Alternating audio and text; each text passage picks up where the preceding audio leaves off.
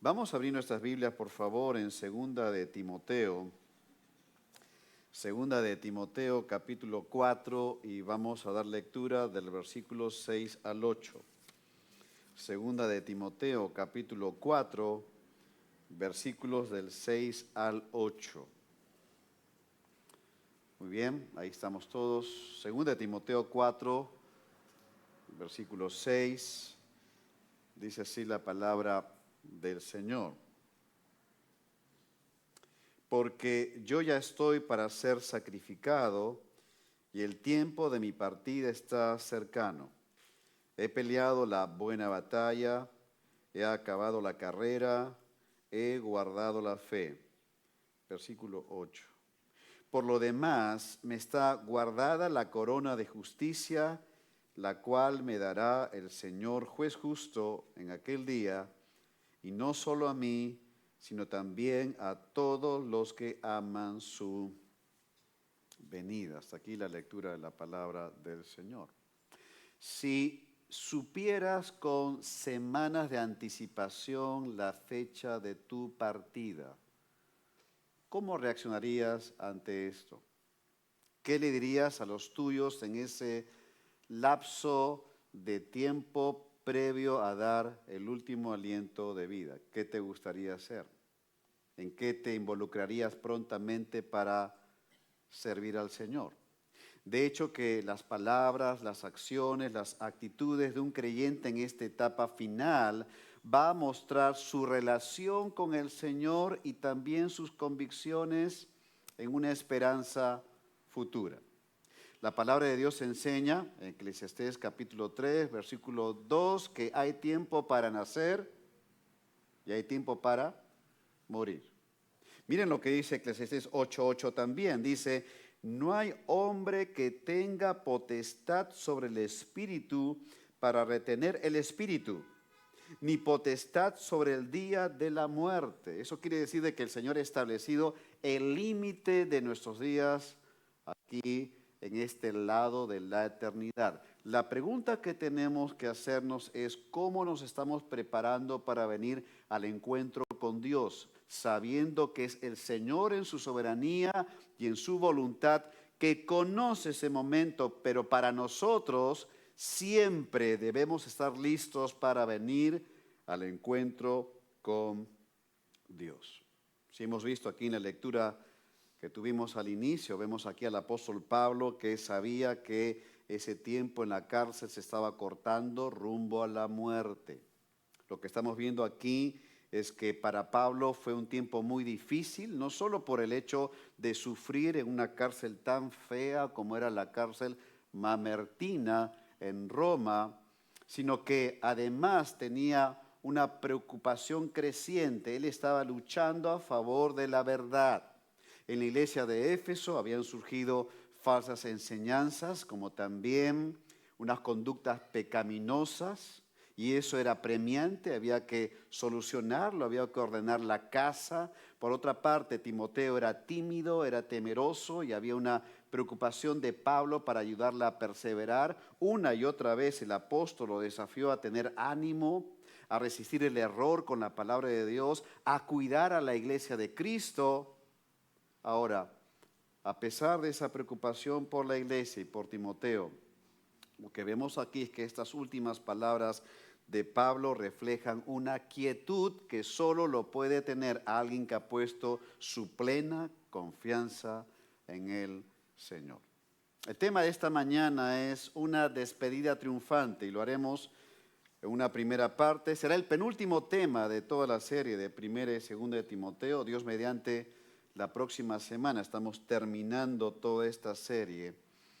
Y veamos un primer punto de enseñanza en cuanto a una despedida triunfante. El punto número 1 lo encuentran en sus bosquejos, va a aparecer en la pantalla también, acerca de un compromiso presente. Un compromiso presente. Mira por favor lo que dice el versículo 6. Pablo dice, porque yo ya estoy para ser sacrificado y el tiempo de mi partida está cercano. Veamos por favor que para Pablo morir significaba una ofrenda al Señor. Él dice, yo ya estoy para ser sacrificado. La palabra sacrificado aquí viene del término libación. Y la libación era una ofrenda en el Antiguo Testamento que consistía en vertir vino sobre el altar. Era la última ofrenda después del holocausto, después de la ofrenda de granos. Luego se vertía el vino sobre el altar mostrando que era una entrega total y final. De tal manera que cuando Pablo dice acá, yo ya estoy para ser sacrificado, Pablo veía que esta era su última ofrenda de vida, después de años de servicio fiel y de adoración al Señor. Es muy similar a lo que Pablo le escribió a la iglesia de Filipenses. Mira, Filipenses capítulo 2, versículo 17, Pablo dice, aunque sea derramado en libación, recuerdas una ofrenda líquida, sobre el sacrificio y servicio de vuestra fe, me gozo y regocijo con todos vosotros. Eso quiere decir de que Pablo era consciente que en cualquier momento podía ser su última ofrenda de vida y que aunque él no sabía para este momento, cuando llegamos a 2 de Timoteo, no había ninguna duda ahora de que esto estaba cercano. Porque en el mismo versículo 6 Pablo dice, y el tiempo de mi partida está cercano. Y fue así. El apóstol fue muerto por el evangelio. Quizá fue decapitado porque era ciudadano romano. Y para un ciudadano romano estaba prohibida la crucifixión. Y Pablo se da cuenta en el Señor de que el tiempo de su partida está cercano. Aquí la palabra tiempo no es el tiempo cronológico. Pablo no está pensando en una fecha, día u hora exacta. Aquí el tiempo se refiere a un periodo de tiempo, de tal manera de que Pablo sabía al menos que iba a tener vida algunas semanas más o varios meses más, y que durante ese tiempo tenía que continuar sirviendo al Señor. Y miren por favor aquí la evidencia de lo que estamos viendo. 2 Timoteo 4:13, dice acá Pablo a Timoteo, trae cuando vengas el capote que dejé en Troas en casa de Carpo y los libros, mayormente los pergaminos. Mira el versículo 21, dice, procura venir antes del invierno. Ese era para traer el capote. El invierno allá en Roma, al día de hoy, a veces llega a 9 grados, 8 grados. Es un invierno intenso. Pero esto que estamos leyendo aquí iba a tomar por lo menos algunos meses para que Timoteo arribe a Roma. Y Pablo tenía la esperanza de volver a ver una vez más a su hijo en la fe, en persona, antes de morir. Encontrarse con Timoteo para el apóstol iba a significar un gozo, consuelo también, por cuanto en toda esta etapa él sufrió desamparos en los momentos más difíciles, cuando él requería de sus amigos y hermanos en Cristo. Mira por favor el versículo 16, dice Pablo, en mi primera defensa ninguno estuvo a mi lado, sino que todos me desampararon, no les sea tomado en cuenta. No perdamos de vista, por favor, que Pablo directa o indirectamente fue el instrumento de Dios para que muchas personas vinieran a los pies de Cristo, pero durante su tiempo de mayor necesidad que ahora él requería, se quedó sin amigos. En esa cárcel fría, oscura, como dicen los historiadores, nauseabunda, pestilente, allí en Roma. Pero lo que vamos a observar es que Pablo no estaba amargado por eso. Aquí vemos a un apóstol que está orando por sus hermanos en Cristo que le desampararon y oró porque esa falta de amor y de gratitud que tuvieron contra él en algún momento, ellos puedan meditar y pensar, reflexionar de lo que están haciendo en cuanto a su vida en Cristo. Pablo dice, no les sea tomado en cuenta.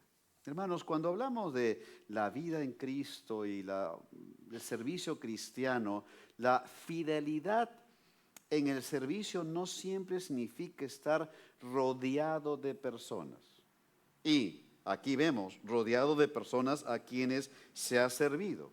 En ocasiones, como el apóstol Pablo, va a haber una soledad. Es lo que experimentó nuestro mismo Salvador Jesucristo. ¿Recuerdas en el Getsemaní, en esa prueba intensa, ya venían a apresarle? ¿Qué hicieron los discípulos? Le abandonaron. Esto mismo estaba experimentando Pablo. Todo lo que le estaba aconteciendo aquí al apóstol era soberanamente guiado por Dios. Dios lo orquestó de esa manera y Pablo lo estaba asimilando, lo estaba tomando para sí. De tal manera que él con madurez cristiana pudo orar por aquellos quienes le abandonaron y le dejaron intencionalmente sin compañía. Querido hermano, puede hacer que en un momento en tu vida cristiana puedas experimentar el abandono de alguien a quien tú has servido y que ya para ese momento tú no le necesitas y ya no está cercano a ti. Piensa por un momento, por favor, alguien a quien ayudaste en su desarrollo espiritual, ¿te falló alguna vez? A la persona que serviste desinteresadamente, ¿se alejó de ti? ¿Has sufrido críticas de quien diste tu tiempo para ayudarle, pero que ahora ya no está contigo? Cuando has pasado una prueba, ¿te buscaron aquellos a quienes tú diste tu tiempo cuando estaban pasando una prueba? El apóstol experimentó todo esto y muchísimo, muchísimo más. Él dice, ninguno estuvo a mi lado, ninguno. Y todos me desampararon.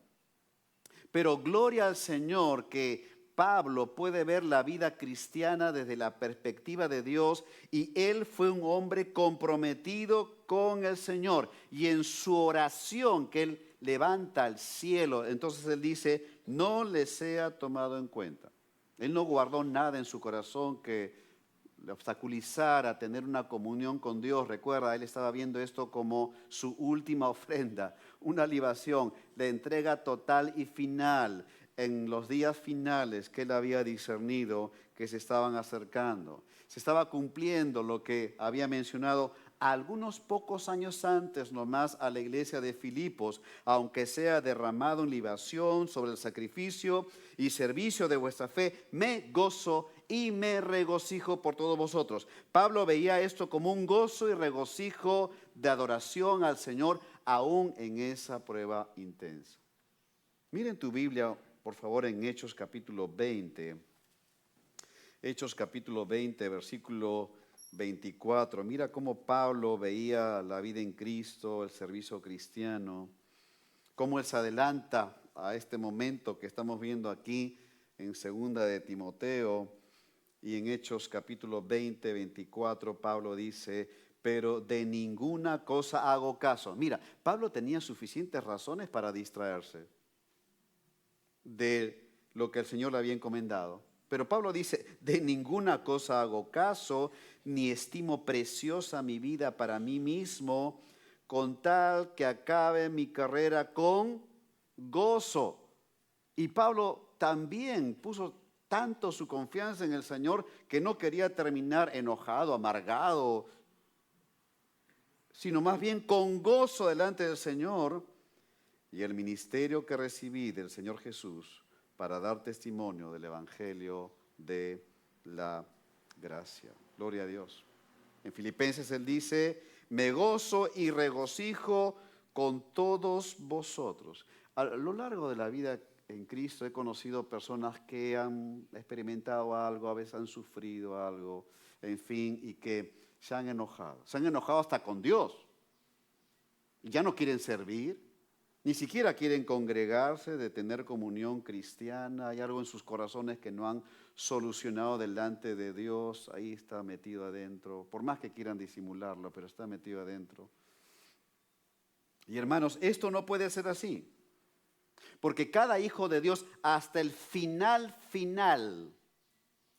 debe estar comprometido con su Señor y Salvador que le rescató. Si tú has experimentado algo así como estamos viendo en la vida de Pablo, ¿qué tienes que hacer? Tienes que perdonar.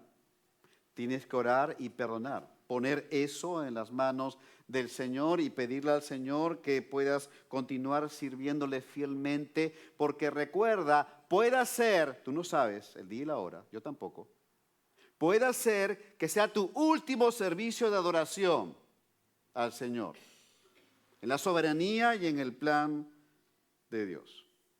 Gracias al Señor que lo que vemos aquí en Timoteo es que el Señor fortaleció a Pablo, lo fortaleció muchísimo. Pablo perseveró. Si vemos en el versículo 17, por favor, dice así: pero el Señor estuvo a mi lado, me dio fuerzas para que por mí fuese cumplida la predicación y que todos los gentiles oyesen. Así fui librado de la boca del león. Pablo sabía que esto era una lucha espiritual.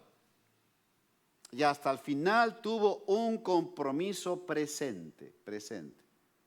Pero notemos en segundo lugar que hubo un servicio pasado. Porque en el versículo 7 dice: he peleado la buena batalla, he acabado la carrera, he guardado la fe. Pablo está recordando esos años de servicio fiel al Señor. Él lo resume así: he peleado, he acabado, he guardado. Esto resume años de fidelidad al Señor. Aquí los verbos que se muestran, he peleado, he acabado, he guardado, indican acciones completadas, pero con resultados que continúan. Eso quiere decir de que Pablo puso su esfuerzo para servir al Señor, el llamado que recibió de él y cumplir todo lo que Dios le había encomendado y capacitado a hacer, pero Pablo sabía que el resultado de eso iba a continuar para beneficio de la iglesia hasta el día de hoy, porque estamos leyendo aquí la carta de Pablo a Timoteo y las enseñanzas para la iglesia en el 2025. Mira lo que dice Pablo: he peleado la buena batalla. Aquí el verbo he peleado viene del verbo agonizar, y se usaba para competiciones atléticas cuando el atleta ponía todo su esfuerzo, su esmero, su energía, todo lo que él podía dar para esa competición atlética hasta el extremo del agotamiento. Y Pablo entonces conecta eso con el hecho de luchar y vivir con un gran esfuerzo para el Señor. En Colosenses 1:29 usa el mismo verbo, nótalo por favor, dice: por lo cual también trabajo luchando. Ahí está, es el mismo verbo que he peleado, luchando. Pone toda su energía hasta el agotamiento. Hasta podríamos expresarlo así, de forma agónica. Ya cuando no hay fuerzas, allí todavía hay que darlo todo para el Señor. Luchando, pero nota acá, según la potencia de Él, la cual actúa poderosamente en mí. Gracias al Señor que esta fuerza y fortaleza, energía que podemos poner no es nuestra, sino no avanzamos ni 10 metros, hermanos. Nos vamos ahí nomás a estancar. Es lo que Pablo le dijo a Timoteo, ¿recuerdas? Esfuérzate en la gracia que es en Cristo Jesús. Sí, Timoteo, esfuérzate, pero es un verbo pasivo. La fuerza no está en él. Sí, hay que esforzarse, pero la fuerza está en el Señor para poder avanzar en Cristo. Es exactamente lo mismo. He peleado la buena batalla. Sí, ha habido momentos difíciles. Pablo aquí, cuando se refiere a la lucha, principalmente está hablando de una lucha espiritual. Hermanos, nuestra lucha no es contra carne ni sangre, no es contra gente. Nuestra lucha es contra huestes espirituales de maldad en las regiones celestes. Y es una lucha sin tregua, es una lucha diaria, es una lucha constante, es una lucha real. No vemos demonios detrás de cada hoja de un árbol, pero la batalla es real, es diaria. Habrá momentos en que veas que un día la batalla arrecia y habrá días en que verás que esto ha tenido un pequeño descenso, pero que estás en el campo de batalla, lo estás diariamente. Si eres de Cristo, hay una batalla espiritual real. Y Pablo la tuvo hasta el último momento. ¿Recuerdas lo que dijo en el versículo 17? Así fue librado de la boca del león. Hermanos, esa lucha es constante, sin descanso. En cuanto a la iglesia de Éfeso, recuerda que algunos cayeron en el camino, cayeron. Otros se mostró de que no eran verdaderos creyentes. En otros se mostró de que eran falsos maestros. Y todo esto se evidenció en esa batalla. Cuando vemos a Pablo, observamos acá a un hombre fiel que luchó con un propósito eterno y que él ve completado ya eso que Dios le encomendó y por la cual tuvo que luchar reciamente en el Señor, pero que esa lucha estaba perdurando en el tiempo para beneficio de sus hermanos en Cristo, que iban a continuar esa batalla espiritual para la edificación de la iglesia y para proclamar el evangelio de la gracia. El legado que quieras dejar espiritual no va a empezar de acá a algunos años cuando seas ancianito. La lucha espiritual, el legado espiritual que vas a dejar a otros empezó ya. Cada batalla que afrontas en el Señor, en la victoria de Cristo, y cuando vences esa batalla en el Señor, ya es una preparación para ese legado. Tu resolución de vida, de vivir en santidad para el Señor, hoy eso ya es un avance en el legado espiritual que quieras dejar. Tu vida de proclamación en el Evangelio el día de hoy ya es un legado que vas dejando y labrando para que en el momento que el Señor te llame a su presencia o Él venga antes a llevarnos en el arrebatamiento, eso que has peleado pueda dar un fruto para la gloria de Dios. Es decir, pon todo tu esfuerzo, hermano. Pon todo tu esfuerzo, querida hermana. No te rindas. Tienes que luchar en el Señor y avanzar en Cristo. Esa es una buena batalla. Hay malas batallas que no debemos luchar. Pero esta es una buena batalla en Cristo porque da fruto para la gloria de Dios más allá de nuestra presencia aquí en este lado de la eternidad. Pero Pablo también dice, he acabado la carrera. Nota en el texto bíblico en tu Biblia y la palabra carrera acá se refiere literalmente correr en una carrera. Y se usaba metafóricamente para hablar de un oficio, un trabajo, una ocupación o la vida militar que iba a durar durante toda la vida. Lo que debes preguntarte, hermano, es si estás corriendo la carrera en Cristo. ¿Te estancaste en esa carrera? ¿Te desviaste de esa carrera? ¿Dónde estás en esa carrera, amado hermano y hermana? Cuando leemos la carta a los Hebreos, el autor de esa carta nos va a mostrar dos obstáculos que impiden que podamos correr la carrera que tenemos por delante. Mira por favor en Hebreos 12:1, aquí el escritor dice así, por tanto, nosotros también, teniendo en derredor nuestro tan grande nube de testigos, se refiere a los santos, a nuestros hermanos en Cristo del Antiguo Testamento, y que como si estuviéramos en un estadio, ellos ya corrieron su carrera en el Señor, nos están mirando ahora nosotros, la iglesia. Teniendo en derredor nuestro tan grande nube de testigos, despojémonos de todo peso y del pecado que nos asedia y corramos con paciencia la carrera que tenemos por delante.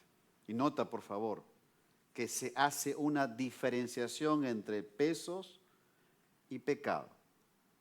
El pecado no es peso y el peso no es pecado. Lo que es exactamente lo mismo es que tenemos que despojarnos del peso y del pecado que nos asedia. Pesos en la vida, preocupaciones en la vida, afanes en la vida, distracciones en la vida, cosas del pasado en nuestra vida que obstaculizan que nosotros podamos correr hoy la carrera que tenemos por delante, no atrás, sino por delante. Y lo que la Biblia nos enseña es que tenemos que despojarnos de eso, es porque como un saco de arena sobre nuestros hombros, no nos van a dejar correr adecuadamente en la carrera que tenemos, en el cual el Señor nos ha puesto en esa pista atlética para ir siempre hacia adelante. Despójate de eso. La Biblia dice, echa sobre Jehová tu carga y Él te sustentará. Ponlo delante de Él. Tienes afanes y preocupaciones que te están quitando la paz en tu corazón. ¿Qué tienes que decirle al Señor? Señor, esta preocupación se pasó de la línea. Sí, no me está dando paz y me está distrayendo. De pronto pasaron los días y sigo con esa afán. Señor, tú sabes, pero te lo confieso, te lo digo, tómalo, te lo pongo a tus pies. La Biblia dice en Proverbios que encomienda a Jehová tus obras y Él afirmará tus pensamientos. Proverbios capítulo 16. Es decir, la palabra encomendar significa rodar. Ruédale delante de Dios eso que tienes sobre tus espaldas y ponlos en el altar del Señor y dile, Señor, eso lo pongo porque así afirmarás mis pensamientos y no estarán divagando ni estando cargados por una u otra cosa o algo del pasado que ya tiene tiempo, pero está como si estuviera presente, latiendo en tu mente y latiendo en tu corazón. Y tienes que decirle al Señor, Señor, ese peso no me deja correr debidamente. Descárgate de esos pesos para que puedas correr la carrera que tenemos por delante. Hermanos, el siguiente paso que tiene que dar cada creyente es para adelante. Para adelante. Y el siguiente paso es para adelante. Y el siguiente paso es para adelante. Pero también dice del pecado que nos asedia. Pecados ahora que nos sacan del camino y que afectan el recorrido que hemos tenido en el Señor. Por supuesto que el pecado afecta y es algo que asedia. Es como una población que está siendo asediada militarmente constantemente. Y entonces un día esa población es asediada y llega el agotamiento. Y al día siguiente es asediada y entonces empieza la desesperación. Y al día siguiente es asediada. El ejército romano era experto asediando a poblaciones.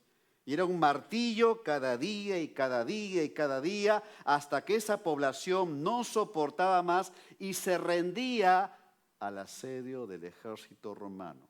El pecado asedia. Solamente para los super espirituales, ellos nada más piensan que han llegado a un nivel de que no son tentados. Sí, hermanos, la tentación es real.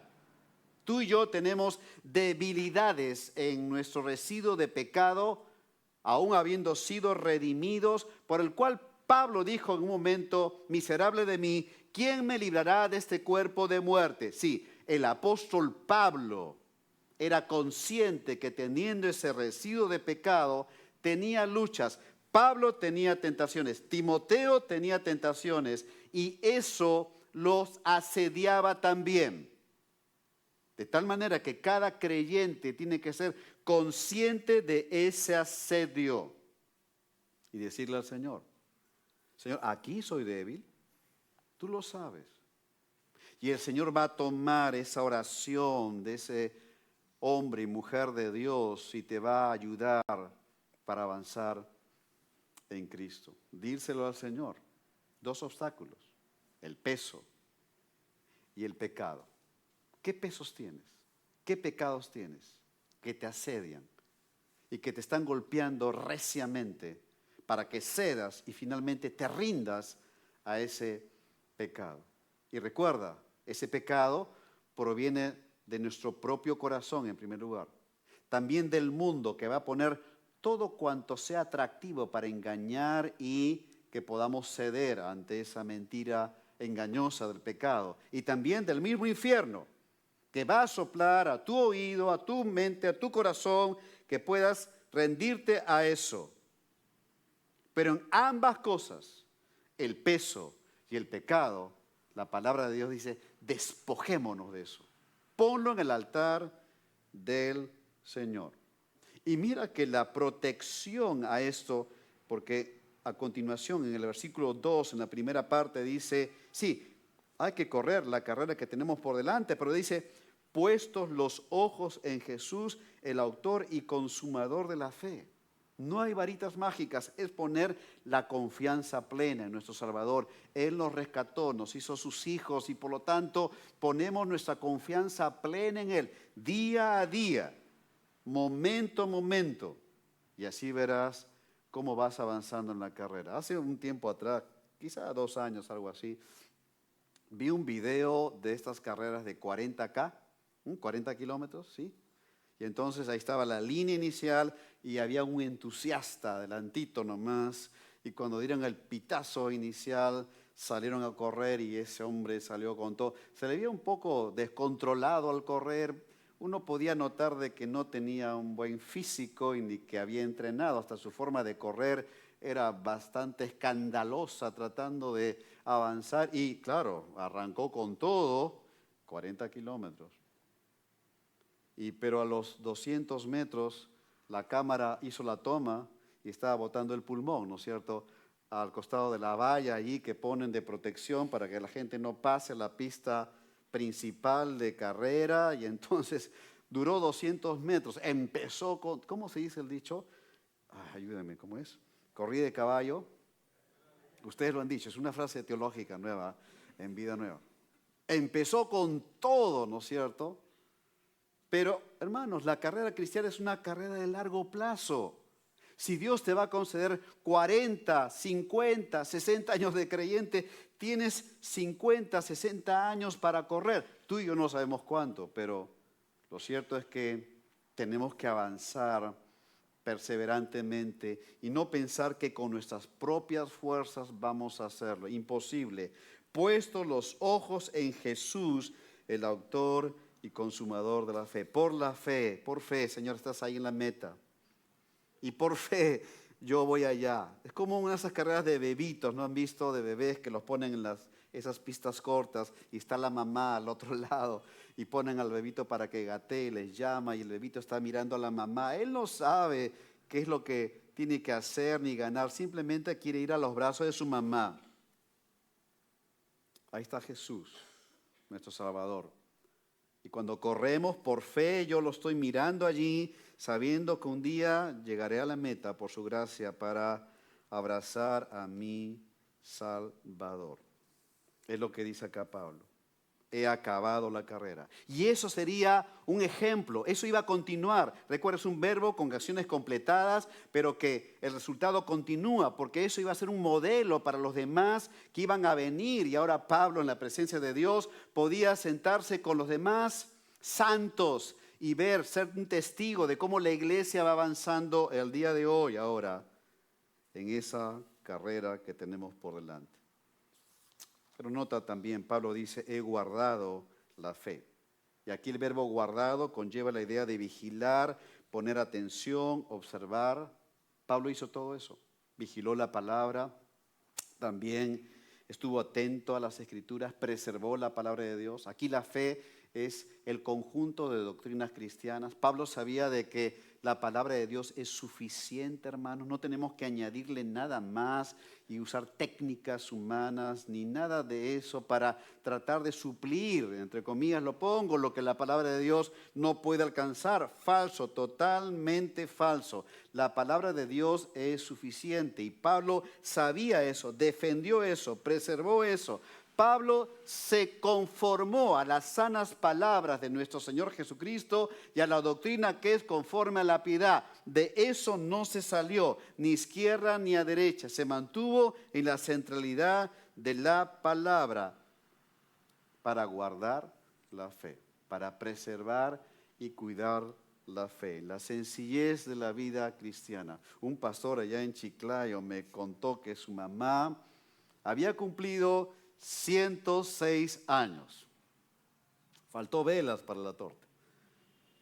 Una mujer creyente, fiel, y que cuando la mami de 106 reunía a sus hijitos al ñaño de 70 y tantos, ¿no es cierto?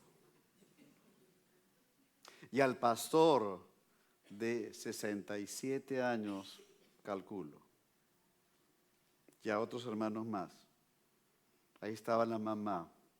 Me dijo el pastor, algunas cosas ha recordado, ha olvidado de cosas de la vida, pero no ha olvidado la palabra de Dios, ni tampoco a sus hijos. Los reconoce bien. Los cuadra cuando no van a visitarla, me dice. Y en esa reunión, esta mujer creyente les hace recordar la palabra de Dios. Me conmovió. Sí, al hijo pastor. Tú eres pastor. Ven, hijo, la Biblia dice esto. ¿Qué está haciendo esa mujer en su sencillez? ¿Es teóloga? ¿Es conocida en las redes sociales? No, es una mujer creyente que está preservando la palabra de Dios en la sencillez del cristianismo, amados hermanos. De eso se trata. Que en tu hogar esta palabra pueda ser cuidada en los tuyos y que no te canses de poder compartirla, aconsejarla a los tuyos. Y aun cuando tus hijitos, hijitas, tengan 40, 50 años en ese ministerio de un creyente cuando ya está más que con canas o sin pelo, pueda cumplir esto que he guardado la fe. La he cuidado hasta el último suspiro de la vida en Cristo y compartirla con los demás. Pablo, mira lo que dice a 1 Timoteo 6:20, le dice a su hijo, oh Timoteo, guarda, cuida lo que se te ha encomendado, evitando las profanas pláticas sobre cosas vanas, ¿no? Huecas, vacías, que parecen muy interesantes, pero finalmente no tienen nada que ver con la palabra de Dios y tampoco son verdad. Y los argumentos, nótalo, de la falsamente llamada ciencia. Ciencia acá se refiere al conocimiento que tenía que ver, un conocimiento de Dios, pero que era falso, un conocimiento acerca de cosas ocultas, que siempre hubo gente mística, de los gnósticos y otros más que pretendían tener un conocimiento súper especialísimo de la palabra de Dios. No, cuídate de eso, Timoteo. De ese conocimiento falso, no es de la Biblia. Aquí podríamos poner las ideologías hoy en día. Ese conocimiento falso que se introduce en las iglesias a través de miembros de la iglesia nominales en varios de ellos, en que simplemente quieren meter estas ideologías a la iglesia. Y mira lo que dice Pablo, la cual profesando algunos de la iglesia de Éfeso se desviaron de la fe. ¿Cómo terminaron? Porque quisieron mezclar y tomar de aquí, de acá, de acullá, para parecer muy intelectuales, muy neuronales. Se desviaron de la fe. ¿Por qué? Dejaron la suficiencia de la palabra de Dios. Un servicio pasado. Nótalo. Un compromiso presente. Un servicio pasado. Y finalmente, una corona futura. El versículo 8 dice, por lo demás me está guardada la corona de justicia, la cual me dará el Señor juez justo en aquel día. Y no solo a mí, sino también a todos los que aman su venida. En semanas pasadas hemos compartido acerca del tribunal de Cristo, donde el Señor va a entregar laureles a sus hijos que han vivido para la gloria de Dios. En el caso específico de aquí, de la corona de justicia, está hablando de aquellos hijos de Dios que han amado la justicia, han aborrecido la maldad y han vivido en integridad gracias a la justicia de Cristo en sus vidas. Veamos 2 Corintios 5:10.